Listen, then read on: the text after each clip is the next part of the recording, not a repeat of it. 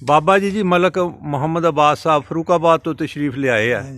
ਦਰਵੇਸ਼ ਬੰਦੇ ਆ ਤੇ ਡੰਗਰਾਂ ਨਾਲ ਪਿਆਰ ਕਰਦੇ ਆ, ਉਹਨਾਂ ਦੇ ਮਸਾਲੇ ਜਿਹੜੇ ਆ ਉਹ ਤਿਆਰ ਕਰਦੇ ਆ, ਨਾਲ ਨੁਸਖੇ ਵੀ ਦੱਸਦੇ। ਬਾਬਾ ਜੀ ਕੋਈ ਗਲ ਘੋਟੂ ਦਾ ਨੁਸਖਾ ਹੈ? ਗਲ ਘੋਟੂ ਦਾ ਨੁਸਖਾ ਜੀ ਆਪਣਾ ਸ਼ਰੀਂ ਤੇ ਬੀ।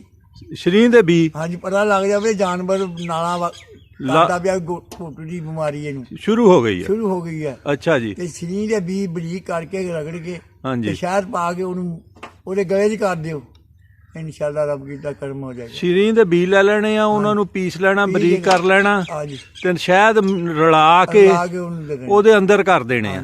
ਅੱਛਾ, ਬੀ ਕਿੰਨੇ ਕੁ ਹੋਣ? ਬੀ ਤੋਲਾ ਕੁ ਹੋ ਜਾਣ, ਬਥੇਰੇ ਆ। ਤੋਲਾ ਕੁ ਹੋ ਜਾਣ। ਅੱਛਾ ਜੀ। ਉਹਨਾਂ ਨਾਲ ਇਹ ਕਿੰਨੀ ਵਾਰ ਕਰਨਾ? ਇੱਕੋ ਵਾਰ ਕਰੋ। ਅੱਲਾਹ ਤਾਲਾ ਜੀ, ਅੱਲਾਹ ਤਾਲਾ ਕਿਸੇ ਦੇ ਬਿਮਾਰੀ ਲਿਆਵੇ ਹੀ ਨਾ। ਇਹ ਤਾਂ ਬੜੀ ਹੁੰਦੀ ਹੈ, ਤਾਂ ਬਾੜਿਆਂ ਦੇ ਬਾੜੇ ਖਾਲੀ ਕਰ ਦਿੰਦੀ ਆ।